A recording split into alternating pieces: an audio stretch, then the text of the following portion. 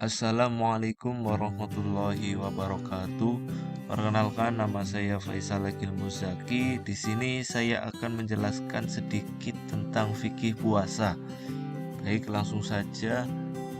Yang pertama ada pengertian puasa atau syam.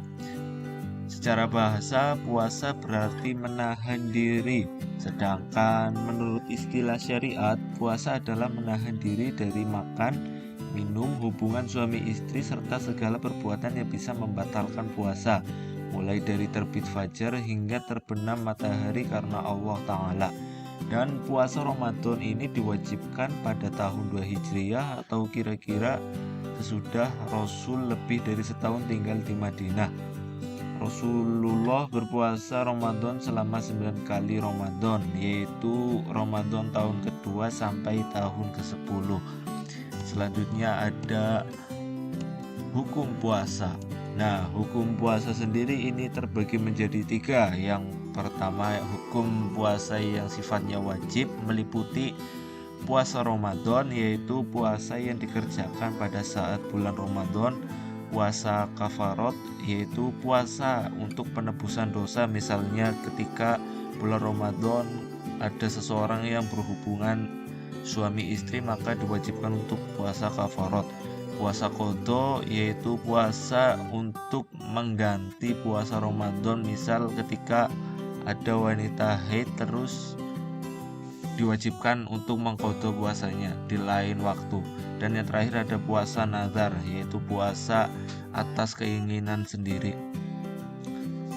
Yang selanjutnya ada hukum puasa yang sifatnya sunnah, yaitu meliputi seperti puasa Senin Kamis, yaitu puasa yang dikerjakan setiap hari Senin dan Kamis.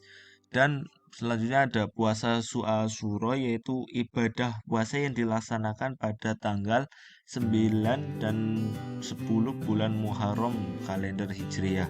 Selanjutnya ada puasa Ayyamul Bid, yaitu puasa sunnah yang dilakukan pada tanggal 13, 14, dan 15 bulan Hijriah.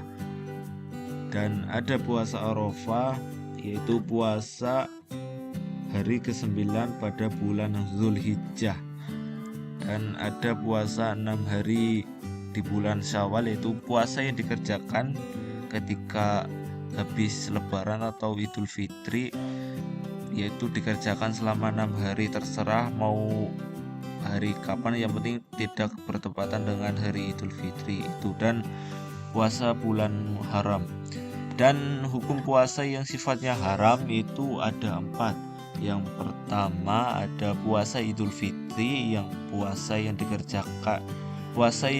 dikerjakan pada saat hari raya Idul Fitri, hukumnya dilarang.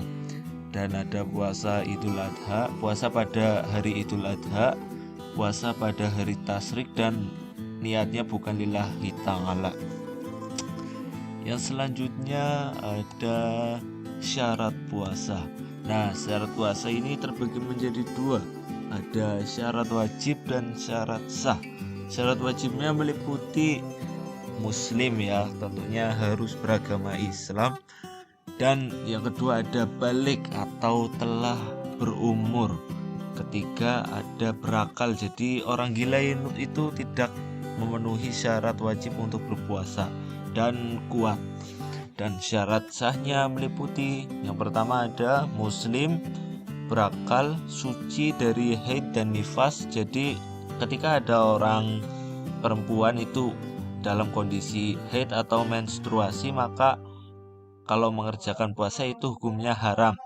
Dan selanjutnya bukan di hari haram, maksudnya itu bukan di hari diharamkannya puasa seperti hari Idul Adha, hari Idul Fitri, tasyrik.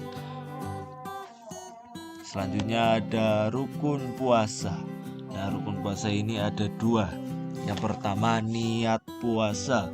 Niat puasa wajib itu harus dilakukan sejak malam. Kalau tradisinya orang Indonesia itu dilakukan pada saat habis sholat raweh berjamaah. Dan untuk puasa sunnah sendiri tidak harus malam.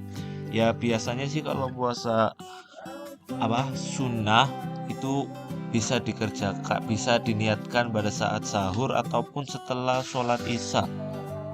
Dan untuk rukun puasa yang kedua itu imsak atau menahan diri. Menahan diri ini meliputi menahan diri untuk makan dan minum, hubungan suami istri, masturbasi, dan sengaja muntah atau disengaja muntah.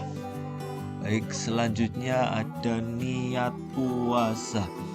Niat, kalau niat puasa itu dalam suatu ibadah terletak dalam hati dan tidak harus diucapkan. Tapi menurut mazhab Syafi'i itu dianjurkan melafalkan niat untuk menuntut tekad dalam hati. Redaksi niat puasa Ramadan yaitu nawaitu shoma ghadi anadai fardi syahri ramadhani hadhihi sanati lillahi ta'ala. Ya, artinya aku niat puasa esok hari untuk menunaikan kewajiban Ramadan tahun ini karena Allah Ta'ala. Yang selanjutnya ada dispensasi puasa atau keringanan untuk orang yang berpuasa, yaitu yang pertama orang sakit. Jadi ketika ada orang sakit maka diperbolehkan untuk tidak menunaikan ibadah puasa, dikarenakan takutnya ketika nanti dipaksakan berpuasa malah penyakitnya menjadi tambah parah, itu malah menjadi suatu kemudorotan. Jadinya untuk orang yang sakit itu diperbolehkan tidak berpuasa, tapi harus tetap mengganti atau mengqadha di lain hari ketika telah sembuh. Yang kedua itu ketika berpergian atau menjadi musafir atau safar. Jadi seperti tradisinya orang Indonesia ketika mudik kan biasanya jauh dari Jawa ke Sumatera atau Jawa ke Kalimantan, kan tidak membutuhkan waktu sebentar. Jadi mereka yang mudik pun mendapatkan dispensasi atau keringanan dalam berpuasa untuk tidak mengerjakan puasa. Tetapi ya itu perlu diperhatikan bahwa harus diqadha lain waktu. Yang ketiga itu ketika tidak kuat. Jadi ketika tidak kuat ya tidak perlu dipaksakan untuk berpuasa, tetapi bisa membatalkannya, tetapi harus diqadha juga.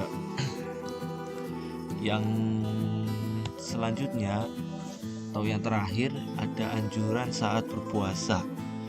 Ya, anjuran yang pertama yaitu mengakhirkan sahur. Jadi sahurnya itu diakhirkan atau mepet-mepet imsak atau subuh. Yang kedua menyegerakan berbuka. Jadi ketika berpuasa kita itu dianjurkan untuk segera berbuka, jadi tidak ditunda-tunda bukanya. Yang ketiga memperbanyak membaca Al-Quran. Yang keempat memperbanyak sedekah. Dan yang kelima menjaga lisan. Jadi mungkin ini sedikit materi tentang fikih puasa pertama yang mungkin sangat singkat saya jelaskan. Kurang lebihnya mohon maaf. Billahi taufiq wal hidayah. Wassalamualaikum warahmatullahi wabarakatuh.